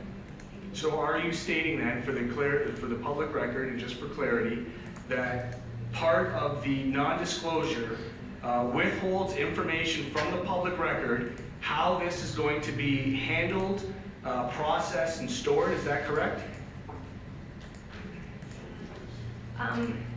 Through the Deputy Mayor, I believe that you, and I apologize if I misunderstood, I believe you were asking me about some of the sources around where the waste is coming from, and that is certainly covered through the non-disclosure agreement. In terms of the, I'm sorry, can you repeat the second part? There was storage and... Correct. I'll be very meticulous with this. These are all important points for the public record based on the findings of the Public Health Board. Can you please clarify how the process for preparing refuse-derived fuel, RDF, waste fuel, was taken into account for your overall public health assessment and finding of this report? For example, how far did your consultants and experts drill down on the waste receiving, storage, preparation, and overall intake process? And for a second, just so that we're clear, I'm not talking about the source materials. I'm speaking directly to how they are taken in, processed, and stored. These are all very important pieces, I think, for an overall public health conversation. Doctor? So through the Deputy Mayor, in terms of receiving, storage, preparation, and intake process, the consultants we hired reviewed the environmental screening report and had discussions with the proponent on these issues. So is the answer yes? No, without leading the staff, I think the question is... I'm just trying to get your answer so we... through you to staff, I'm not, I appreciate, the fact that this is an important topic. We have a report in front of us that have key findings. I want to be very clear on the information used to come to these conclusions. And so my question is that inside of the disclosure, or was it not reported how this imaginary RDF, they call it RDF, refuse-derived fuel, will be taken into account for your overall assessment? For example, how far did you go down into the waste receiving, storage, preparation, and overall intake process? So through the Deputy Mayor, I think one of the reasons that it's challenging for me to answer that question is some of the technologies that we discussed in the meetings are covered by the non-disclosure agreement. And so the consultants did discuss these things. However, some of it is covered by the non-disclosure agreement. So some was discussed, and if there's any need for us to go in camera, I'm happy to do that as well. These are very important points. I will move on to the next question. As I understand, you are put in a position where there's been some information withheld, perhaps, as I'm hearing, and some information that has been discussed, but under the non-disclosure agreement. So I'm happy to move on to points that I have under Section D, which is the gas engine exhaust. The stack testing is from the pilot plant in Swindon, is that correct? Section D. Deputy Mayor, yes, the information is from the pilot site in Swindon, UK. So point 19 states the size of the pilot engine, the load on the engine, and the consumption rate of the syngas are not reported, are not provided in reports. Why do you think that is? Through the Deputy Mayor, I can't comment on why the proponent would not decide to share certain information if they have it. So regarding Section D, gas engine exhaust, very important to an overall public health conversation, you are stating and confirming that in fact they have not reported on the size of the engine, the load of the engine, or the consumption rate of syngas. It's not in any of the reports. Through the Deputy Mayor, I would have to go through the reports again in detail, but at this offhand, I do not believe that we have that detailed information. If you turn to section, Mr. Deputy Mayor, I'm not begging the question, but just for the point of clarity, if you turn to Section D, under gas engine exhaust, under the report 15012, under Section 19, this is a statement from your report that none of this information has been provided. I just want that clarified for the public record.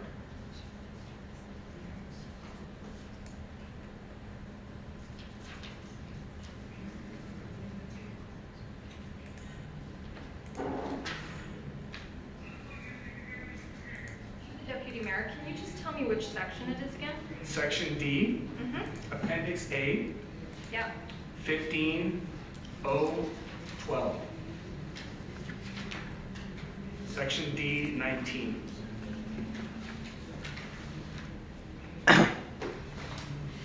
These are key questions, Mr. Deputy Mayor, regarding the accuracy and deficiencies of reports that are in fact self-reported. We have this trouble with clarity. It seems that last week's meeting, Mr. Deputy Mayor, has caused me to look at both of these reports and see some serious inconsistencies, and I want them all in the public record this afternoon. So through the Deputy Mayor, so for Appendix A, Section D, subsection 19, as the report describes, we do not have the size more of the detailed information on the engine. Detailed information being the size, the load, and the consumption rate not reported, all very important. So now that we're on that page and we're all together, under Section F, which is the air dispersion modeling, or the AERMOD as it's referred to in scientific terms, point 35, that is unclear how this dispersion model was executed, as the electronic files or copies of the inputs were not provided, nor were they online. Is that correct?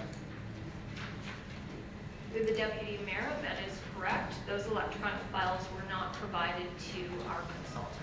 So it's not that they were, as a part of some non-disclosure agreement, they were just not provided for the sake of the public record. Is that correct? Through the Deputy Mayor, our consultant had discussions with the proponent. I would have to go back and check with our consultant if they were eventually shared under the non-disclosure agreement or not. Very important question, because we're using these air dispersion models, Mr. Deputy Mayor, to create findings that are presented in a public health report. It is very important to know that we actually have seen these data sets and that we've had an opportunity to understand how they've come to the conclusions that they're self-reporting on. So my question for you, Mr. Deputy Mayor, to the staff, how is that acceptable? And are we simply supposed to take their word for it as self-reporting? So through the Deputy Mayor, I am not an air quality modeling expert, and I would need to speak to our consultant in further detail. However, if I can speak more generally to modeling, when you are evaluating as part of a peer review process a model, you can look at a model, and the AirMod model is a standard type model. One does not always need to look at the detailed individual data lines in order to evaluate that model per se. So it's quite a complex process, and our consultant had discussions with their consultants. So Mr. Deputy Mayor, then is it fair to say that this air disbursement model is a guess, or a best guess, a hypothetical guess, given that there has not been any actual empirical data provided?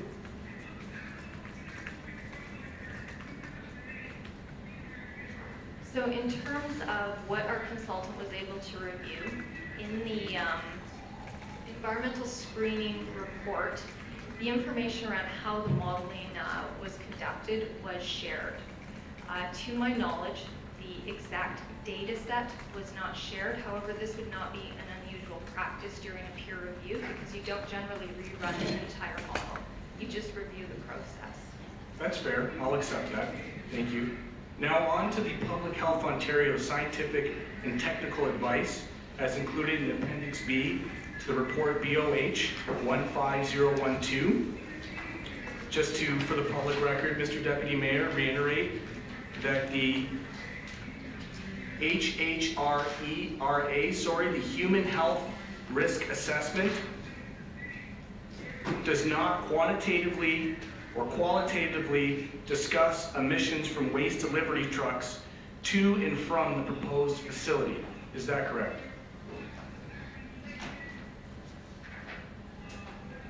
This is under Appendix B. What section of Appendix B? I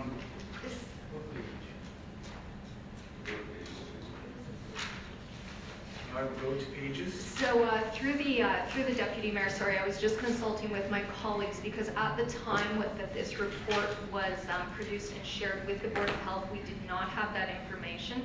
Since that point in time, we have had further discussions with the proponent, and they have rerun the models that includes that information.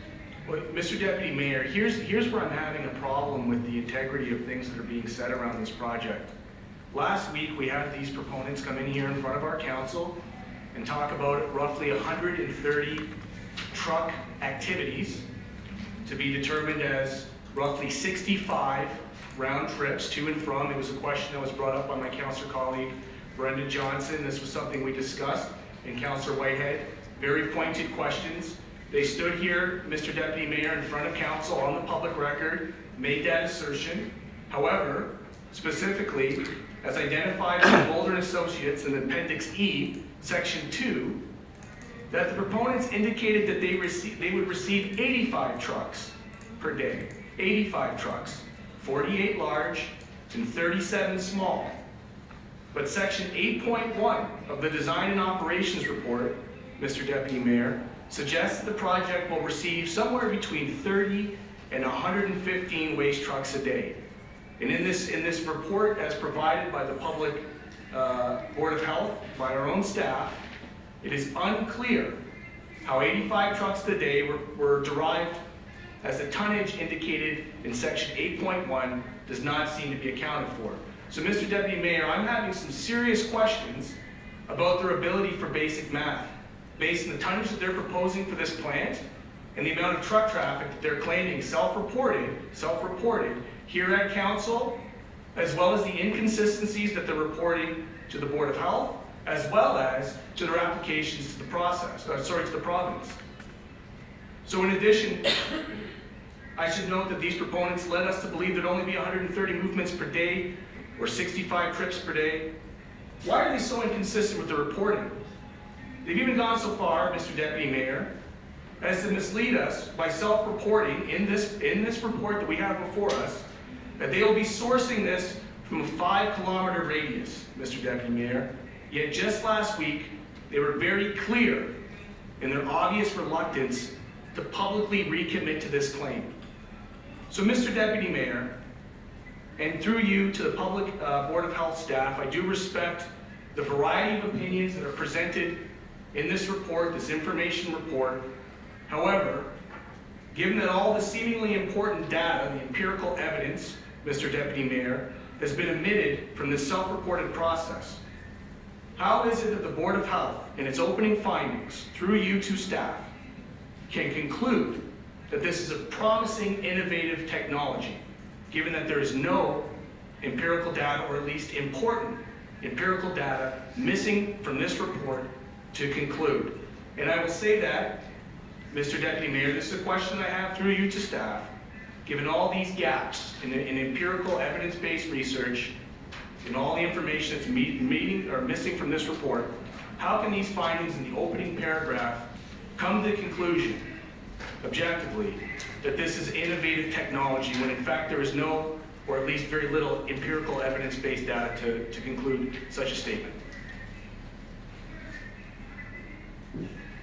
So through the Deputy Mayor, the one thing I want to be clear about is that the next steps for this are for the Board of Health, the Medical Officer of Health, to send a letter to the MOC ECC Director to describe some of our concerns, because as we outlined in the report, there are some concerns associated with this project, so that the Director can determine a process for that as to be resolved. When we were preparing this report, we looked at both the positive and negatives of the proposed project. And the paragraph that you described is not the conclusion of the report, but it is an acknowledgement of some of the positive aspects of this project that we found as we investigated it. And that includes, for example, low, and we've been told no carbon dioxide emissions. Carbon dioxide, as you know, is a very important greenhouse gas. Climate change is very important to public health. And so there are aspects of this project which are potentially positive, and all of these need to be weighed in terms of public health. And so we have acknowledged those, but that is not the conclusion of the report. The report, in terms of its conclusion, is really to send that letter to the MOECC, which is through the normal regulatory process, which will allow for the director at the Ministry of Environment and Climate Change to determine a process to address some of the outstanding public health concerns. Mr. Deputy Mayor, through you to staff, I can appreciate that as a position. I would like to however, offer to staff that in their findings in the report, that they might consider using the term hypothetical or possible advantages, or possible innovation, or hypothetical innovation, or self-reported innovation. All of those terms, I think, underscore the underlying inconsistencies with reporting. And I say that, Mr. Deputy Mayor, because I believe that especially this committee, of all committees, given the precautionary nature of public health, that we need to have caution when confusing the word innovation with unproven experimental models, clearly lacking critical empirical data to back their claims. And I will leave it on that, and thank you, Mr. Deputy Mayor and members of council, for allowing these very critical issues to be put back on the public record as a response to this key finding report. Thank you, Mr. Deputy Mayor. I have no further statements or questions. Thank you. There were very tough but respectful questions. So I have no other speakers, so I simply need a motion to, Councillor White. I just asked the public health, the non-disclosure agreement means that you had access to information that you can assess, but you can't disclose the nature of that information. Is that correct? Through the Deputy Mayor, that is correct. We signed an agreement where we could have access to information, both written and verbal, that was shared by the proponent as well as the consultants for the proponent. However, we are not able to share that information publicly. So can we, as the Board of Health, get a copy of what was agreed to in regards to that information that they are disclosing, not the specifics, but the categories? Through the Deputy Mayor, we can share the non-disclosure agreement so that you can understand the nature of what we entered into. I would need to consult with Mr. Pickfield from legal counsel in order to understand what information could be shared with the Board of Health so that we adhere to the non-disclosure agreement. And I'm not asking to breach staff in any way. What I'm asking is for us to be clear what fell under the non-disclosure, and then what falls outside the non-disclosure, and then we can itemize. So I'm not looking for the specifics in regards to compromising the competitive nature of the operation. I am looking for the categories. I heard staff say they can get you a copy of the non-disclosure agreement. Would that satisfy your concerns? If it has that breakdown, yes. Through the Deputy Mayor, why don't we provide a copy of the non-disclosure agreement, and then if that does not satisfy what you're looking for, we can consult further with Mr. Pickfield and determine how much more information we can provide to you. I appreciate that. The next question is... Just one second, Councilor, you want to have a clarification of something on that issue? I appreciate that, Mr. Deputy Mayor. It should be noted to members of council that this report is actually fairly clear and obvious where they have decided not to provide information. It's in as I've annotated in all of my points, they've actually stated in advance where they have refused to provide information. So that has been noted in the report, and I do appreciate staff for making those notes. But they have refused publicly to do it, but our staff have an opportunity to view it, correct? In this report, it says information has not been provided. It does not clarify that it was provided inside a non-disclosure agreement, Mr. Deputy Mayor. So just for clarification to staff, then, you have seen this information, but you can't talk about it under the non-disclosure agreement? Through the Deputy Mayor, there's a mixture of both Okay. inside the various consultant reports as well as our Board of Health report. So there is both information that is under the non-disclosure agreement, so we're not able to share because of that. However, there's also information which may potentially be there that the proponent has not shared with us. Okay, so Councilor Wade, to the floor. And just for the information of members of council, we will lose quorum in 10 minutes. So we need to move this along. Thank you. Councilor Wade. So the next question was the data question is over and above what's contained in the non-disclosure. I'd like to see it, I think it might be contained here, but I'd like to see it in a very factual point list of what questions or information we requested that they wouldn't provide outside the disclosure agreement. So we have a clear picture of the cooperation that we're receiving in doing these analysis and assessment. And the last piece, Mr. Chair, is that it's always sort of been foggy for me in how peer review works and how modeling works. And I feel like I'm operating from a point of ignorance. And I think might be helpful to have a workshop to understand the approach we take when we do peer review, because I don't want to be overly critical if I don't clearly understand that process. So can I ask maybe to staff if that's possible to have a workshop? Yes, through the Deputy Mayor, we'd be happy to provide something to Board of Health of that nature. Thank you. Councilor Johnson. Thanks.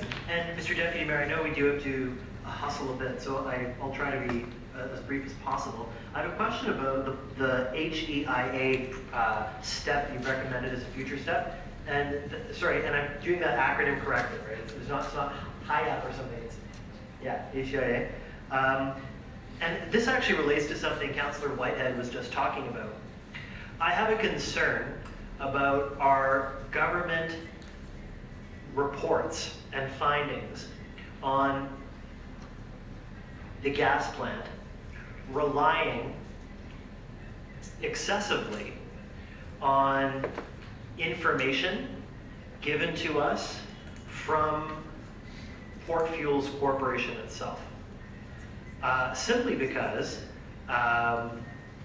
it is clear that Port Fuels has a financial interest in presenting the data in whatever way is legal, in a way that is nonetheless, while legal and not lying per se,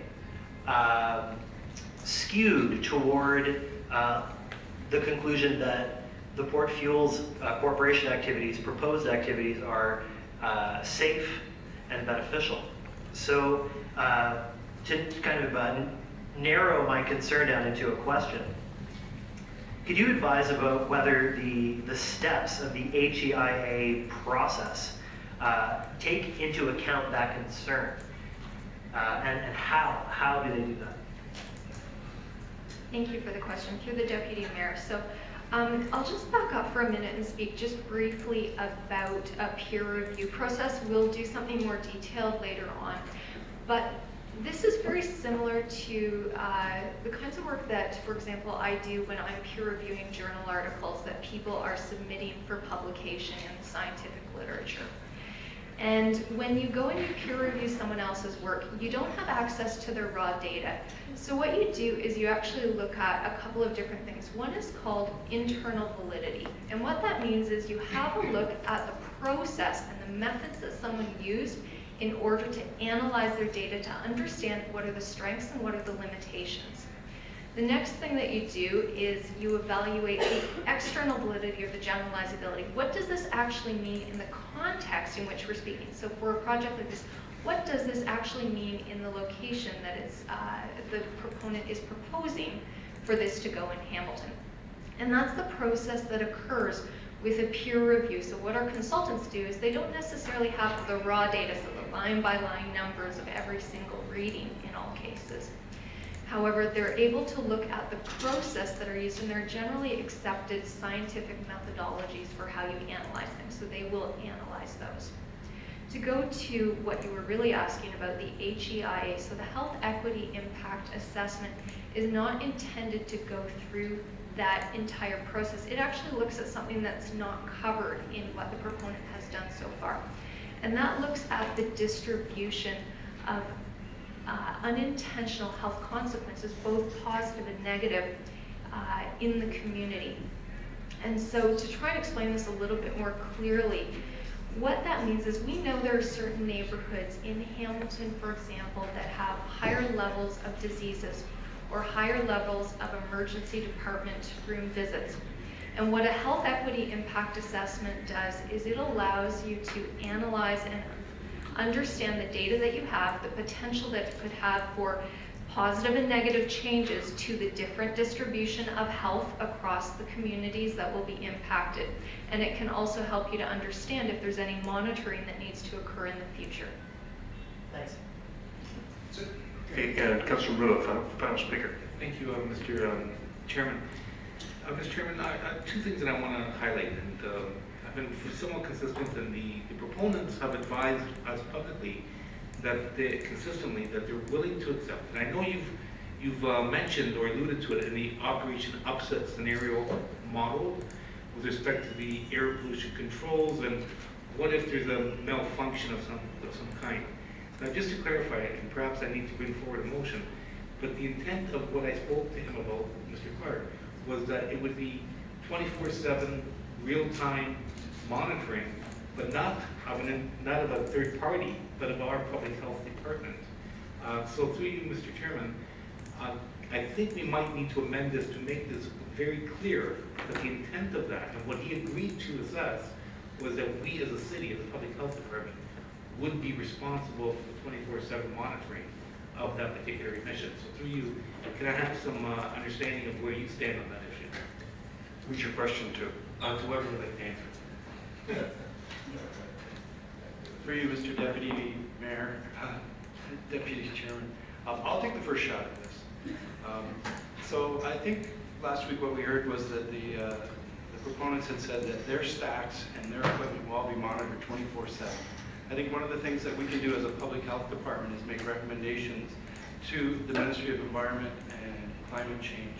Should it come to the environmental certificate of approval stage, where those types of things can be included in an environmental certificate of approval that says that they have to provide a higher level of monitoring than that which is proposed right at the stacks or right at the site. So it could be the point of impingement modeling, or it could be other models or other testing equipment that we already have in place in the city that we could use to actually monitor on a real-time basis through the Hammond network. So I think it's all achievable.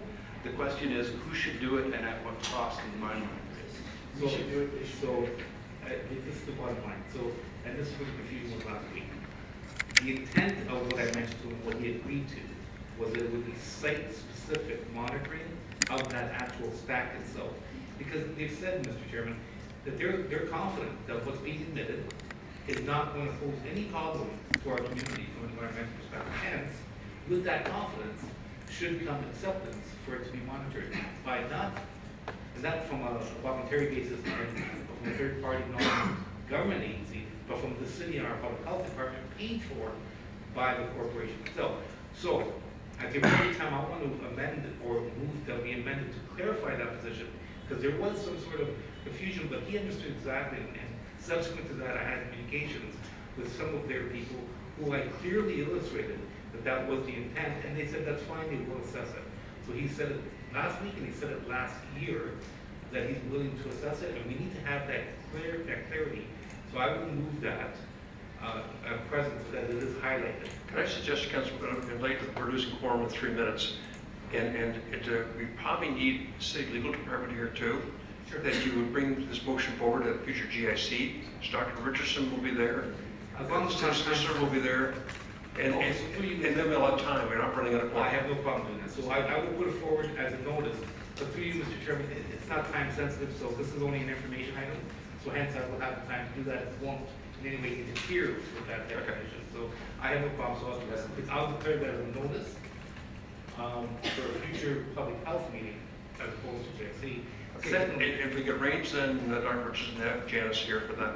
That's fine. And secondly, with respect to importing of actual garbage, he was hesitant to actually confirm without any doubt that it was kind of a little unusual.